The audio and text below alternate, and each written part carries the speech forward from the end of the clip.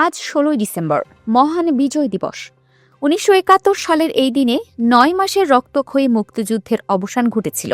এই দিনটি শুধু একটি তারিখ নয়, এটি বাঙালির হাজার বছরের লড়াই, স্বপ্ন আর আত্মত্যাগের চূড়ান্ত বিজয়। রক্তের বিনিময়ে ১৯৭১ সালের ২৫ মার্চের কালো রাতে শুরু হয় ইতিহাসের নির্মম অধ্যায়। নিরস্ত্র মানুষের ওপর নেমে আসে দমনপীড়ন ও হত্যাযজ্ঞ। ভয় নয়, সেই রাতেই বাঙালিকে করে তোলে দুর্জয়। কৃষক, শ্রমিক, ছাত্র, শিক্ষক সবাই অস্ত্র হাতে কিংবা সাহস বুকে নিয়ে ঝাঁপিয়ে পড়ে মুক্তিযুদ্ধে।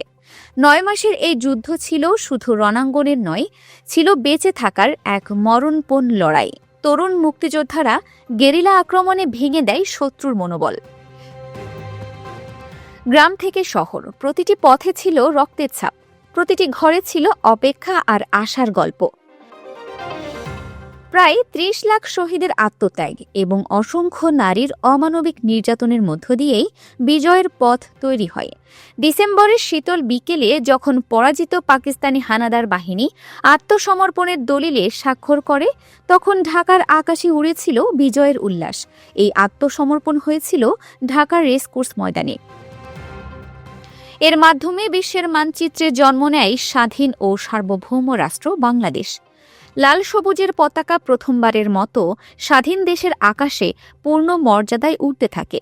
আজ বিজয় দিবসে ইতিহাসের সেই দিনগুলো আমাদের মনে করিয়ে দেয়, স্বাধীনতা কখনোই সহজে আসে না। এই বিজয় আমাদের গর্ব, আমাদের দায়।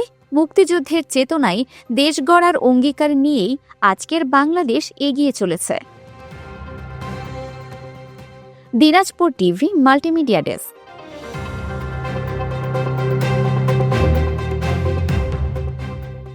দিনাজপুর টিভি মানুষের জীবনের কথা বলে।